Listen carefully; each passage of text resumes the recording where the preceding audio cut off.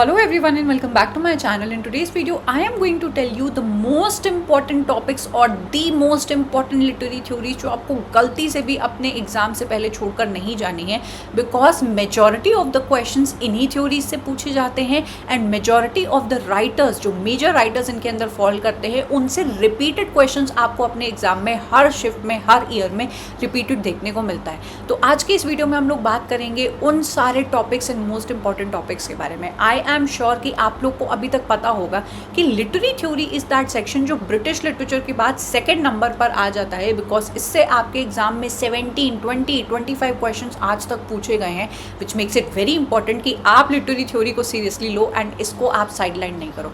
But for example there is a student जिन्होंने आपकी literary theory को अब पढ़ना स्टार्ट किया है, तो क्या ये टोटल 14 थ्योरीज उनको पढ़नी होगी? ये पढ़ते पढ़ते तो उनका काफ़ी टाइम निकल जाएगा। कोई एक ऐसा बच्चा जो टाइम क्रंच के अंदर है, वो चाहता है कि मैं इस सेक्शन को छोड़ के भी ना जाऊँ एंड इसके मोस्ट इंपॉर्टेंट टॉपिक्स अगर मुझे पता लग जाते हैं जिसको पढ़ के मैं इसके क्वेश्चंस को निकाल लूँ, तो आज का वीडियो आपके लिए बहुत ज़्यादा फायदेमंद साबित होगा। If at all you are a new student, तो आपको ये 14 थ्योरीज पूरी पढ़नी ही होंगी, जहाँ पर आप न्यू क्रिटिसिज्म से लेकर पोस्ट कॉलोनियल थ्योरीज को पढ़ते हैं। ये 14 मेजर थ्योरीज हैं जिनसे आपके एग्जाम में क्वेश्चंस पूछे जाते हैं। But if at all I told you a scenario, if you are under a time crunch and you are just looking for only repeated and most important theories, तो ये आपकी वो थ्योरीज होंगी जिनको पढ़ के आप इस एग्जाम को पास कर सकते हो। सबसे पहली theory and the most asked theory is structuralism. ये एक ऐसी थ्योरी है जो आपकी मोस्ट नंबर ऑफ क्वेश्चंस को लेकर चली जाती है। कौन से राइटर्स इनके अंदर फॉल करते हैं जिनसे क्वेश्चंस पूछे जाते हैं, अभी मैं आपको वो भी बताऊंगी। स्ट्रक्चरलिज्म फिक्स्ड आइडेंटिटीज के ऊपर बात करती है, एक प्रॉपर सिस्टम, एक लैंग्वेज के अंदर जो साइन एंड सिग्निफाइड का आपका जो कॉन्सेप्ट होता है, हर एक particular object is related to another particular object, उसके बारे में ये बात करते हैं। तो structuralism is an extremely important literary theory जिसको आपको गलती से भी छोड़कर नहीं जाना है। ना सिर्फ इसके राइटर्स को करना है, आपको स्ट्रक्चरलिज्म की थीम पता होनी चाहिए, आपको स्ट्रक्चरलिज्म का ओरिजिन पता होनी चाहिए, कौन से मेजर टेनेट्स के ऊपर ये थ्योरी बेस्ड है। मैंने आपको ऑलरेडी पढ़ा के रखा है, तो प्लीज़ आप उसको जाके वीडियो को देखिए, आपको बहुत हेल्प मिलेगी, वो आपको जानना है। नेक्स्ट जो थ्योरी आपसे पूछी जाती है वो इसी का ही कॉन्टिन्यूएशन है। स्ट्रक्चरलिज्म को पूरी तरीके से रिजेक्ट, चैलेंज एंड अपोज करते हैं पोस्ट स्ट्रक्चरलिस्ट, जो बताते हैं कि every single signifier takes you to multiple signifieds. मतलब एक सिग्निफायर का एक सिग्निफाइड नहीं होता है, एक पर्टिकुलर शब्द का एक ही मीनिंग नहीं होता है। There are always multiplicity of meanings of voices involved in a particular word और anything you see in this world. तो आपके डीकंस्ट्रक्शन थ्योरी वाले हर एक एस्पेक्ट को जो स्ट्रक्चरलिज्म ने प्रपोज की है उसको भंग करते हैं, रिजेक्ट करते हैं एंड साइंटिफिकली या अपने तर्क के अकॉर्डिंग प्रूव करके दिखाते हैं कि देखो भाई, हर चीज़ के मल्टीपल मीनिंग्स होते हैं। तो ये थ्योरी आपके लिए बहुत इंपॉर्टेंट है। स्ट्रक्चरलिज्म, पोस्ट स्ट्रक्चरलिज्म को एक जगह बैठ के आपने नोट्स बना लिए, पढ़ लिया, इनके राइटर्स को कर लिया, I am telling you majority of the questions आपके निकल जाएंगे। नंबर 3 पे मोस्ट इंपॉर्टेंट थ्योरी आती है पोस्ट कलोनियलिज्म या पोस्ट कलोनियल क्रिटिसिज्म। ये पूरी थ्योरी आपकी बात करती है after all the Britishers left our country, after making their colonies, exploiting us, doing trade with us, education लेके आए एंड व्हाट नॉट। उसके बाद हम लोग एज पोस्ट कलोनियल पीपल, हमारे दिमाग पर, हमारी आइडेंटिटी पर क्या असर पड़ा था, हम लोग ने कैसे रेजिस्ट किया इनके स्टैंडर्ड बिहेवियर को एंड जो बातें इन्होंने हम इंडियंस के ऊपर या फिर एज अ कलोनियल कंट्री के ऊपर थोपने की कोशिश की, उसको एक अलग पॉइंट ऑफ व्यू से दुनिया के सामने लेकर आना, अपने टेक्स्ट के थ्रू अपना इंडियंस का तर्क रखना, पॉइंट ऑफ व्यू रखना एंड बताना कि we are no less and inferior, जैसा ब्रिटिशर्स ने हम लोग को शो करने की कोशिश की है। पोस्ट कलोनियल क्रिटिसिज्म और दिस थ्योरी आपके एग्जाम में आजकल के रीसेंट, अगर आप 2-3 साल के एग्जाम को उठा के देखेंगे पेपर्स को, तो यू विल फाइंड कि आपको पोस्ट कलोनियल राइटर्स के क्वेश्चंस बार बार रिपीट होते हुए दिख रहे हैं। So if you prepare at number 3 post colonial criticism, तो आपके क्वेश्चंस अगेन निकल जाएंगे।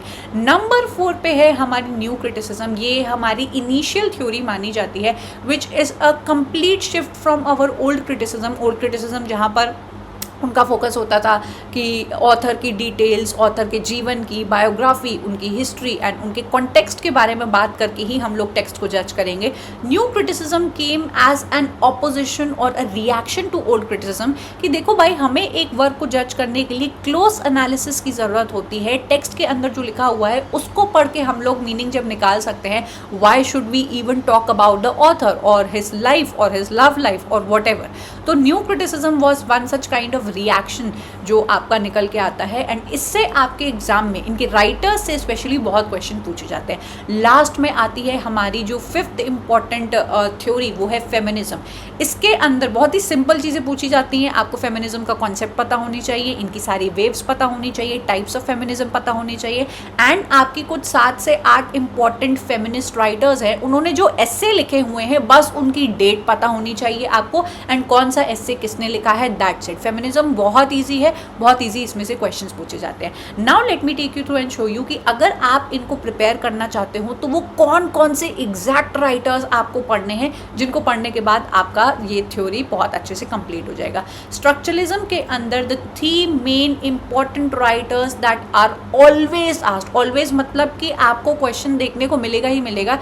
आप समझ लीजिए कि आपका पेपर कुछ हद तक तो लीक्ड है या क्लियर है कि प्रिडिक्टेबल है, कि मैं आपको बता सकती हूँ फर्डिनेंड डे सश्योर से langue and parole, signifier and signified and इनके और भी जो टर्म है, इनकी जो बुक है कोर्स इन जनरल लिंग्विस्टिक्स, उससे आपको क्वेश्चन देखने को मिलेगा ही मिलेगा।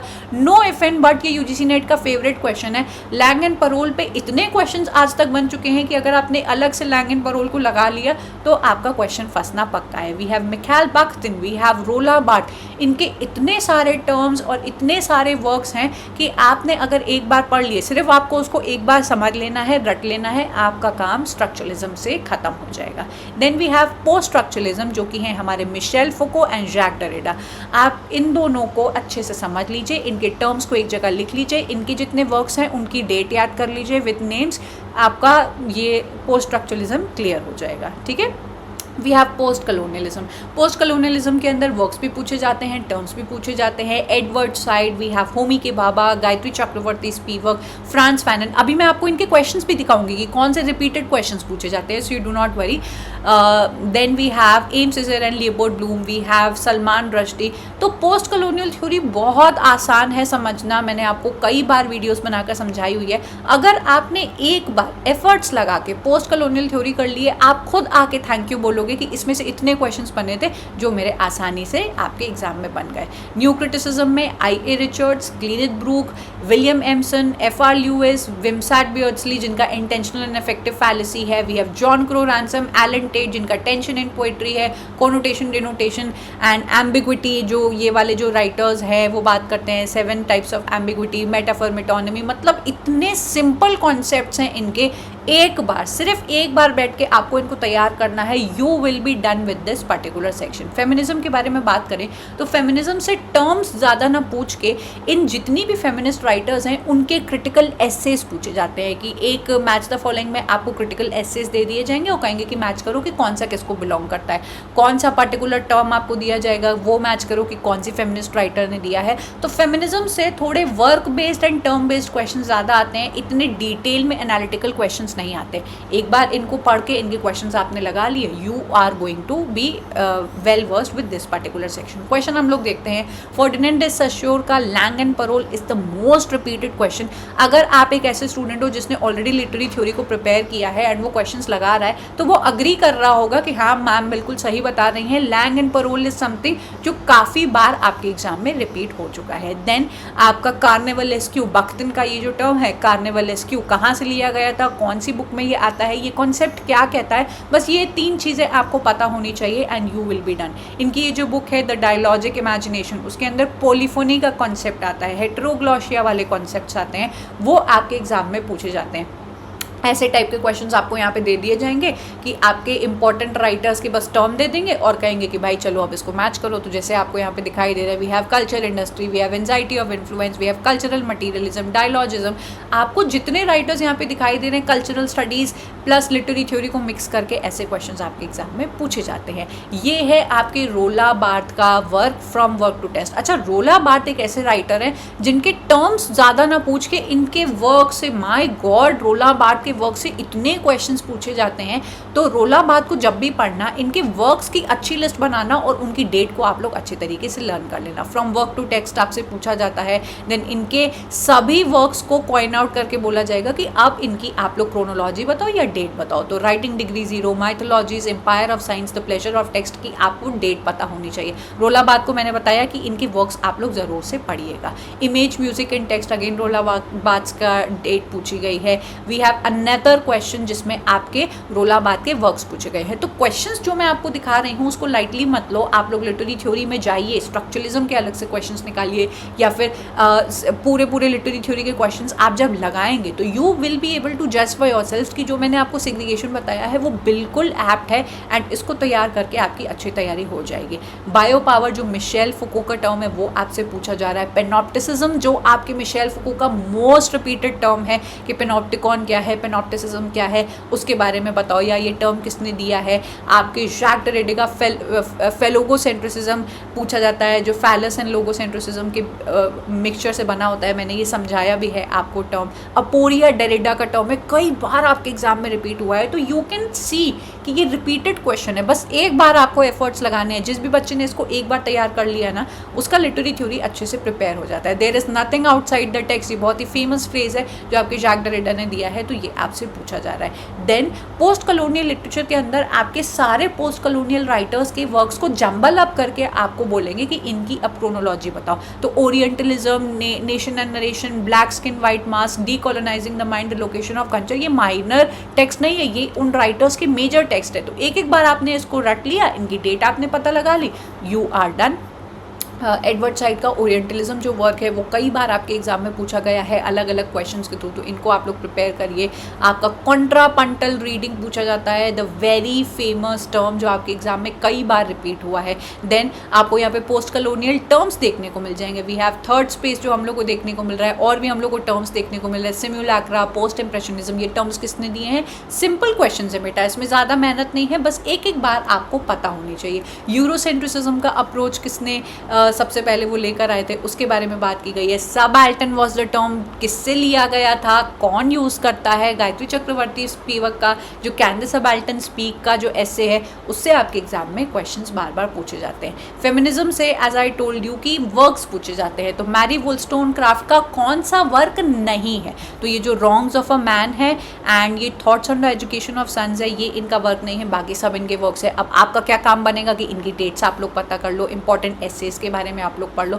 मैंने आपको सब कुछ पढ़ा के रखा है। इफ़ एट ऑल आपको इंटरेस्टेड हो कि नहीं मुझे ये जाकर पढ़ना है अभी, तो आप जाकर पढ़ सकते हैं। गाइनोसेंट्रिसिज्म अ वेरी फेमस टर्म जो आपसे पूछा जाता है, तो आप इनको तैयार करना स्टार्ट करिए, आप क्वेश्चंस लगाइए। लिटरेरी थ्योरी पता नहीं क्यों लोगों ने इतना डिफिकल्ट बना दिया है, बहुत ही सिंपल चीज़ है, आपको कोई एजेस से मतलब नहीं रखना पड़ता है। एक थ्योरी को समझना है, राइटर्स को समझना है, उनके टर्म्स एंड उनके वर्क्स की एक लिस्ट बना लेनी है। मैंने भी अपने नोट्स को बस इतना ही सिंपल रखा था कि मैंने टर्म्स एक जगह लिख लिए, एक राइटर के वर्क्स लिख लिए, एंड दिमाग में मुझे पता है कि ये राइटर इस पर्टिकुलर थ्योरी को बिलोंग करता है, तो मुझे उसके सारे टेनेट्स पता होते थे। If at all you feel कि मुझे डिटेल में पढ़ना है, आसान तरीके से, जहाँ पे मुझे मतलब भी समझ में आ जाए, क्वेश्चंस भी प्रैक्टिस हो जाए, एंड टर्म्स एंड वर्क्स मुझे एक जगह लिखे हुए मिल जाए, तो आप मेरे कोर्स को ज़रूर से चेकआउट करिए। मैंने पूरा लिटरेरी कोर्स बहुत आसान भाषा में एंड बहुत ही रिलेटेबल एग्जाम्पल्स के थ्रू आपको समझाया है।